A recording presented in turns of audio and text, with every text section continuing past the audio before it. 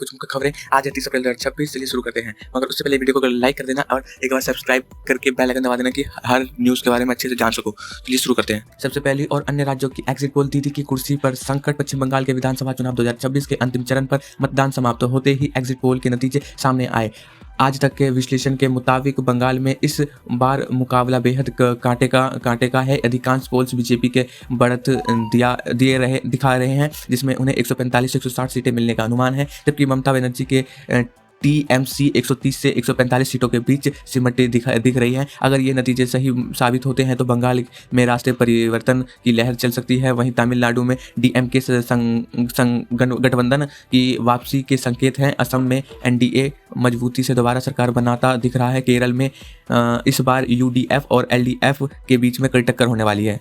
अगली खबर गाजियाबाद की हाई राइज बिल्डिंग में भीषण आग। बुधवार सुबह गाजियाबाद के इंदिरापुरम इलाके में स्थित गौर ग्रीन एवेन्यू सोसाइटी में उस समय हड़कंप मच गया जब एक फ्लैट में भीषण आग लगी। आग 9वीं मंजिल पर लगी और देखते ही देखते 13 मंजिल तक अपने चपेट में ले लिया। धुएं और गुबार को कई किलोमीटर दूर से देखा जा सकता था। दमकल की 6 से ज़्यादा गाड़ियां मौके पर पहुंची, लेकिन हाइड्रोलिक क्रेन की कमी और पानी के कम दबाव के कारण आग बुझाने में काफ़ी मशक्कत करनी पड़ी। राहत की बात है यह रही कि समय रहते ही निवासियों को सुरक्षित बाहर निकाल लिया गया और कोई जनहानि नहीं हुई।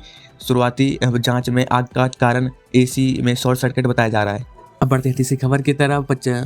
पेट्रोल में अब 85% एथेनॉल, सरकार का बड़ा फैसला। भारत सरकार ने प्रदूषण कम करने और कच्चे तेल के आयात पर निर्भरता घटाने के लिए एक क्रांतिकारी कदम उठाया। सड़क परिवहन एवं राजमार्ग मंत्रालय ने एक ड्राफ्ट नोटिफिकेशन जारी कर पेट्रोल में 85% एथेनॉल E85 और शुद्ध एथेनॉल E100 के इस्तेमाल को मंजूरी देने का प्रस्ताव दिया। इससे पहले भारत ने 2025 में 20% एथेनॉल ब्लेंडिंग के लक्ष्य हासिल किया है। केंद्रीय मंत्री गडकरी ने साफ किया है कि भविष्य केवल क्लीन फ्यूल का है। इस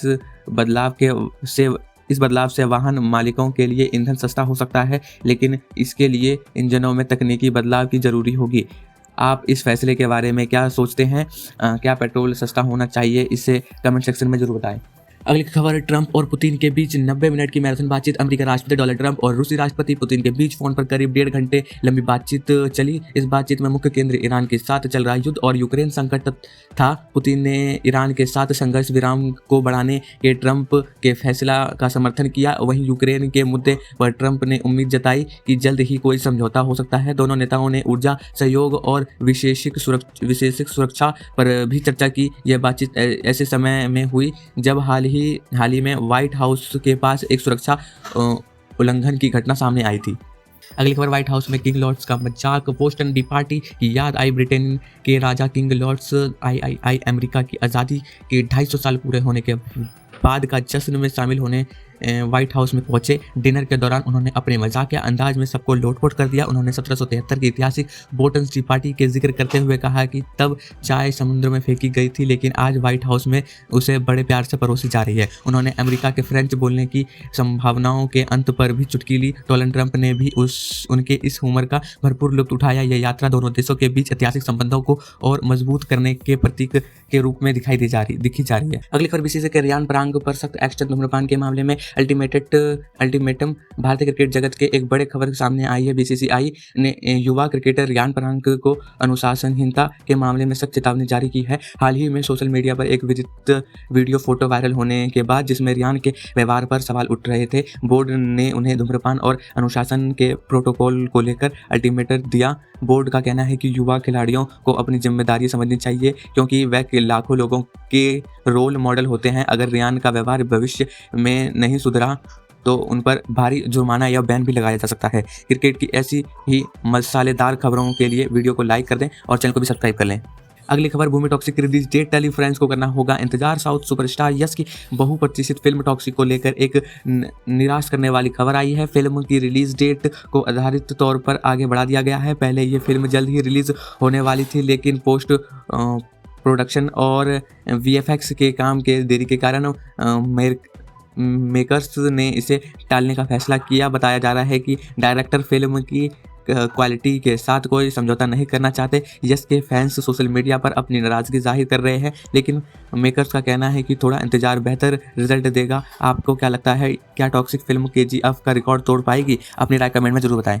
अब बढ़ते हैं 8वीं खबर की तरफ। गंगा एक्सप्रेस हुआ काम तेज, यूपी को मिली नई रफ्तार। उत्तर प्रदेश के सबसे बड़े प्रोजेक्ट में से एक गंगा एक्सप्रेस वे को लेकर बड़ी खबर है। सरकार ने इसे निर्माण कार्य की समीक्षा की है और बताया है कि यह तय समय से पहले पूरा हो चुका है। यह एक्सप्रेस वे मेरठ से प्रयागराज तक जाएगा, जिसमें यूपी के पूर्व और पश्चिम छोर आपस में जुड़ जाएंगे। इससे न केवल सफ़र आसान होगा बल्कि व्यापार को एक नया रास्ता भी मिलेगा। अब बढ़ते 9वीं खबर की तरफ। पीएम मोदी का वाराणसी दौरा, काशी विश्वनाथ में विशेष पूजा। प्रधानमंत्री नरेंद्र मोदी ने अपने संसदीय क्षेत्र वाराणसी पहुंचे, जहां उन्होंने काशी विश्वनाथ मंदिर में अद्भुत पूजा अर्चना की। उन्होंने मंदिर में चल रहे विकास कार्य का जायजा भी लिया। इस दौरान पीएम मोदी ने स्थानीय लोगों से बातचीत की और गंगा घाट पर शाम की आरती का हिस्सा भी बने। इसके दौरे को धार्मिक और राजनीतिक दोनों ही नज़रिए से अहम माना जा रहा है। अगली खबर। भारतीय नौसेना का दम स्वदेशी एंटीशिप मिसाइल का सफल टेस्ट। भारतीय नौसेना DRDO ने मिलकर स्वदेशी short range antiship missile NASM-SR का सफल परीक्षण किया। यह मिसाइल हेलीकॉप्टर से दागी जा सकती है और समुद्र के दुश्मन के जहाज़ों को पलक झपकते ही तबाह करने की ताकत रखती है। इस टेस्ट के बाद भारत अब एंटीशिप मिसाइल टेक्नोलॉजी में और भी आत्मनिर्भर हो गया है। अगली खबर।